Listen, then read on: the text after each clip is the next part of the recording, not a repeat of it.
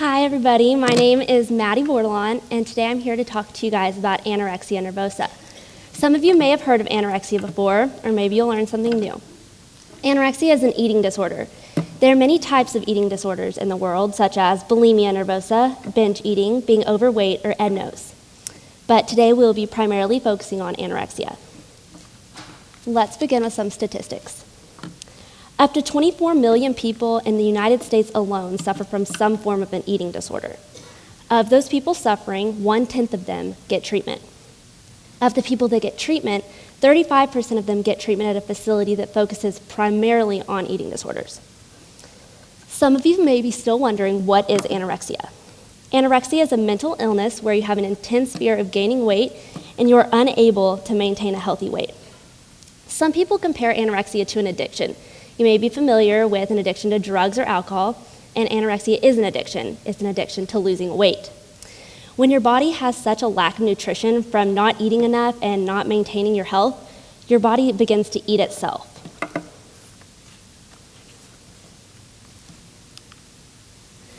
People that are anorexic don't normally consider themselves anorexic. They say that they're losing weight to get healthy. There are many causes for anorexia in the modern culture. For example, Michelle Obama started a fundraiser for elementary age kids to eat healthier and exercise more, but some of those elementary age kids could take that to an extreme and become unhealthy rather than healthy. For teenagers like myself, I look at magazine covers, movie stars, and jean sizes and wish that I looked like that.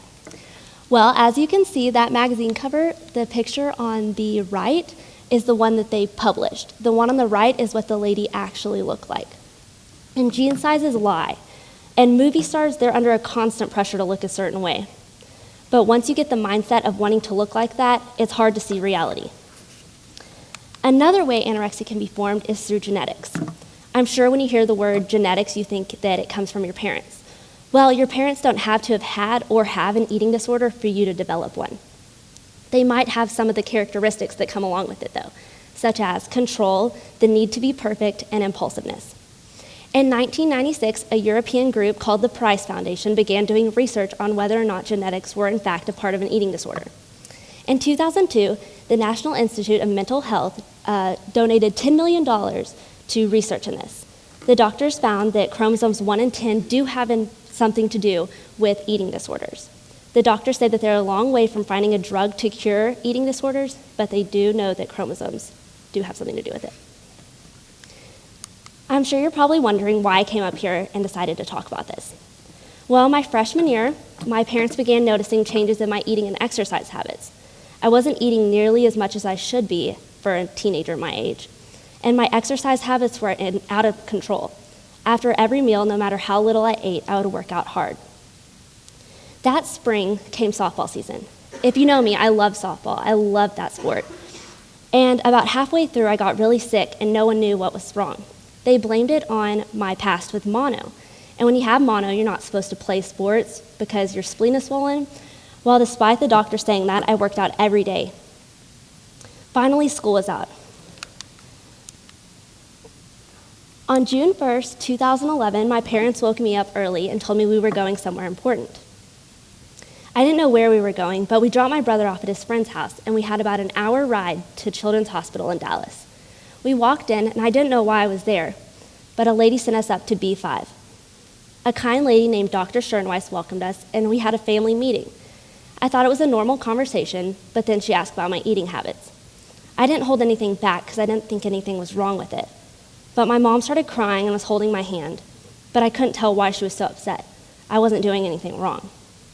A few minutes later, Dr. Schernweiss sent me back into the waiting room, but kept my parents.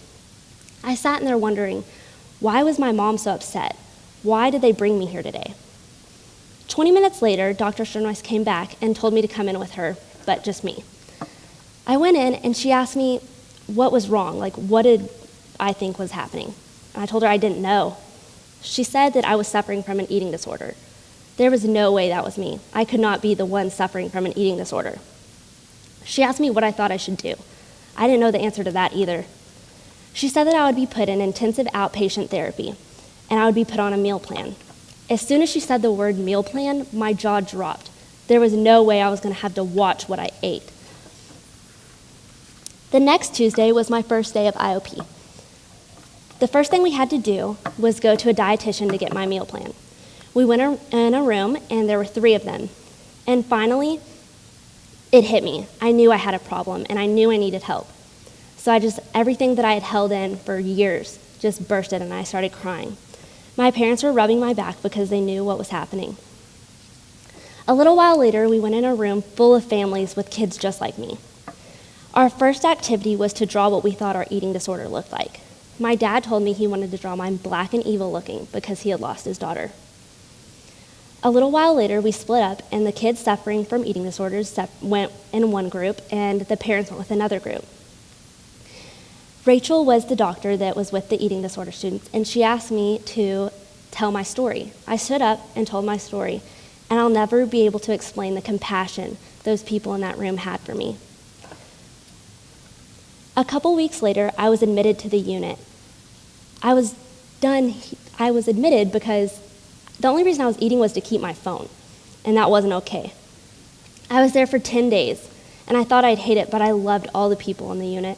They were my family. They encouraged me, I encouraged them, and we just supported each other through everything.